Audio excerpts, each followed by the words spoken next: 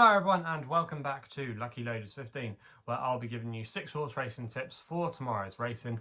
Now before we get into them, I quickly just want to reflect on how our only selection performed today. In the end it was a good result for us, as we had a winning nap at Hexham with a horse called Crack Daninian. In the end, you have to say he was quite a worthy winner. He was pressed a few times during the race for the lead, but he really did wrap it up, I thought, in the last third of the race, where he put in some terrific efforts. He did have 2 chasers that were pursuing him that were still in contention at the final fence, but they didn't seem to take it for some reason.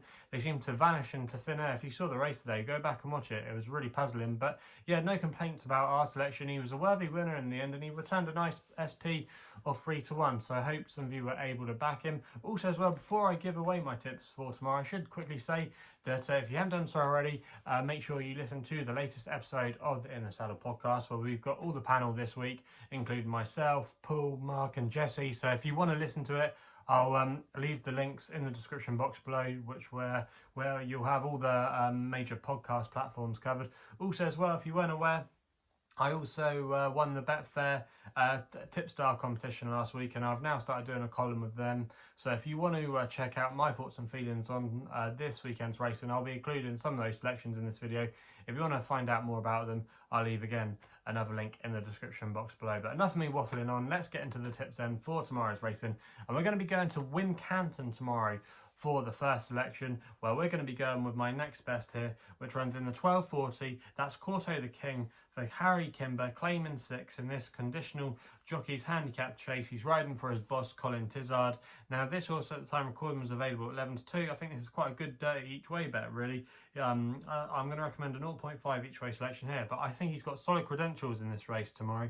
Now it's been not obvious for all to see that the Tizard seem to be in a much better place at the moment. Their horses are running better and some of their big guns have turned up, but bizarrely Kauto the King was actually one of their better horses last year. He progressed very well as a novice, including winning over 4 times over fences, and 2 of those wins came over this course and distance, so that's going to be a massive plus returning here tomorrow. We know he'll handle the track. Also as well, what's key to him is being ridden prominently. Now there's going to be a few pace angles in here tomorrow, but I know Kauto the King will be ridden prominently, and it's been hard to make up ground of late at Wincanton. If you watch the first couple of meetings there, not many horses from off the pace have been getting involved, so you do want to be handy tomorrow. And if you can get into a good rhythm in a good position under Harry Kimber, I think he just could be hard to pick back. The ground should be in his favour.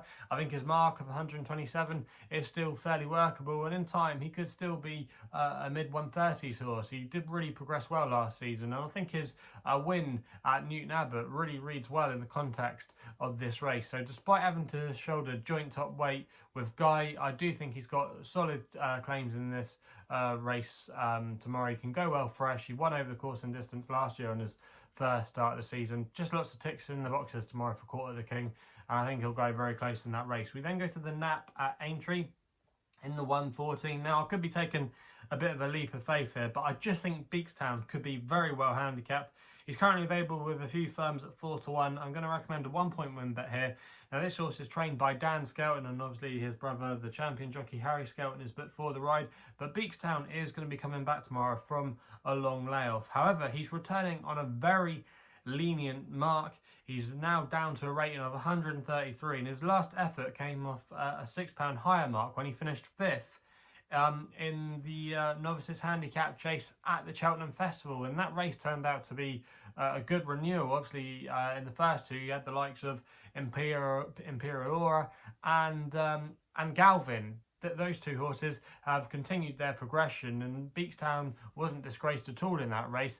If you go back further through his form as well, he finished 4th, where he wasn't discredited again when he finished 4th in a beginner's chase at Newbury behind the likes of Champ and Dashel Drasher, who have subsequently gone on to win Grade 1s. So yeah, off a mark of 133, he could be thrown in here. Your Darling's your current favourite, but I think this is definitely a deeper test for him. And I just think it's interesting that they decided to come here with Beakstown. He's a 2nd season novice. I think he's got more to come. The ground should be fine. He's gone well fresh before in the past. And yeah, I think he could still have a little bit more to offer if Dan Skelton has got him A1 for tomorrow, which I think he will do. The yard are going great. Yeah, I just think he's got lots of things in his favour tomorrow, and the market already started to speak positives for him. Maybe that's everyone's coming from the angle that I am, that he's potentially very well handicapped, but I do think he'll go very close in that race tomorrow, like I say, if he is A1, which I think he will be. We then go to an extra tip in the 225 at Wincanton for the mare's handicap hurdle here. But I thought Wynn House was a really solid one for Tom Cannon and Alan King. Currently available at the time recording at 6-1 with SkyBet, who offer him 4 places on this race. I'm going to recommend a 0.5 each way selection here. Now this horse, Wynn House, I think will be suited by conditions. I don't think she wants the ground too deep. She was turned out early last year by Alan King in the autumn, where she did progress really well. Her career stalled a little bit after that, but she did show some ability. She ran in a Grade 2 event, I think it was, at Cheltenham, so obviously connections do think quite a lot of her, and she makes her seasonal reappearance tomorrow off a mark of 122. I think that's fairly fair in this race. I think it's a very workable mark for her. Alan King stable as well, got great guns. They had a double at Ludlow and Newbury, across the card double on Thursday, so the yard are going very well at the moment, and Alan King does very well with his mares, particularly a mare that won the other day called Nina the Terrier. I just think he could have his strings spot on at the moment. The ground should be in his favour. It's a track that he does well at as well with his runners. A lot to like about this horse's chances tomorrow, and I'll be disappointed at least if she couldn't finish in the first 4 there, so that's why she's going to be an extra tip. We then stay at Wincanton for another extra tip in the Badger Beers, the 3 o'clock. I'm going to take a chance here with all of the gin joints for Brendan Powell and Colin Tizard. Now this horse at the current time recording was available at 10-1 with SkyBet, who offer him 5 places. Now this horse is a very in and out kind of horse, but last season, as we know, the Tizards weren't at their best, but all of the gin joints has always been a horse that they have held in high regard. He won in the second start over fences last year when he beat a good field off of that day at Exeter, beating St. Bart's, who's a horse I thought was going to go places last year, but we never just quite got to see him in the end. I'm not sure why, but all of the gin joints did very well, I thought, to win that race that day. And then afterwards he was slightly disappointing. He was sent off 5-4 favourite for a Grade 2 at Doncaster, where he clearly didn't turn up that day. But then towards the end of last season, he put in a very good effort at Aintree off a £4 higher mark than what he's going to be running off tomorrow. So if he replicates his 5th place at Aintree, where he wasn't discredited at all, I think he's got solid credentials in this race tomorrow. We know, like I said, the Tizard team are coming back into a bit of form. The ground should be fine. I think he'll strip fit as well. If you've been reading the stable tours, this has been the starting point after, even before he had his disappointing run at Uttoxeter. That is something you need to forgive. I think he's definitely a chaser. He's not really a hurdler these days. But yeah, I think just put a line through that. They said it would take a run to get him fit. They're going to be applying first-time blinkers as well, which isn't a bad thing. If Brendan Powell, who's got a good relationship now with Colin Tizard, can get into a good prominent position, get into a good rhythm. Like I say, it has been hard to make up ground at Wincanton, and you don't want to be coming back from too far off the pace. If they use prominent tactics, which he has done in the past, he has been held up before, but if they do go towards the front with him, I think he might be able to stay there come the end if he can get into a good rhythm, and that's why I'm putting him up as my selection in the 3 o'clock.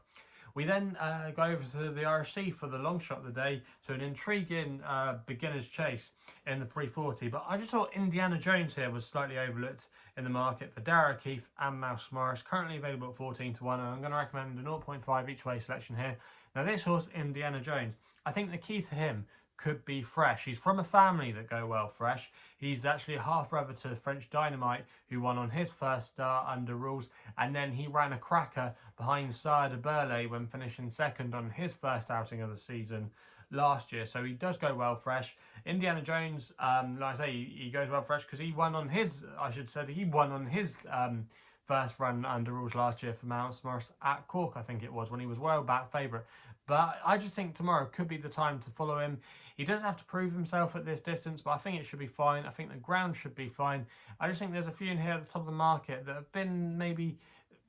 I just think their price is a little bit too short. And I just think Indiana Jones, you don't have to back him tomorrow if you don't want to. But I just thought at 14-1, I couldn't let him go off at that price, considering this could be the time to catch him. And I think he's always promised to be a better chaser than he would have been a hurdler. So for me, he's going to be my long shot of the day, and he runs in the 340 at Naas. We then go to the 5 o'clock at Chelmsford for an extra tip with a horse called Ruby Lily for Adam Kirby and Sean Lysett, currently available at time recording at 7-1 with Bet Victor. I'm going to recommend a 0.5 each way selection here. Now I think this is an interesting move, booking Adam Kirby tomorrow and dropping back to 7 furlongs. Now this horse is from a family of sprinters, or one that has produced sprinters. Because if you look at the way she's been campaigned, she's been running over a mile where she's just probably not been lasting home.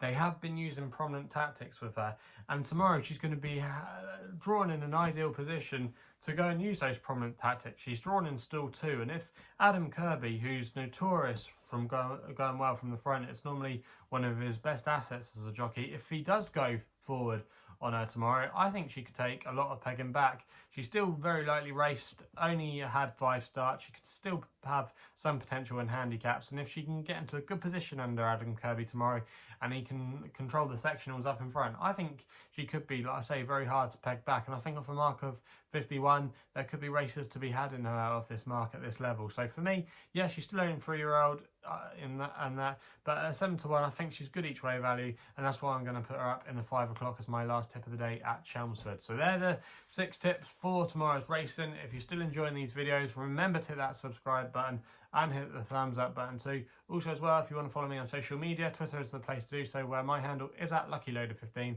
And if you want to find out a little bit more about myself, my website is www.chrisloaderracing.co.uk. So please gamble responsibly. Hopefully we can have some winners for you tomorrow, and we'll be seeing you soon.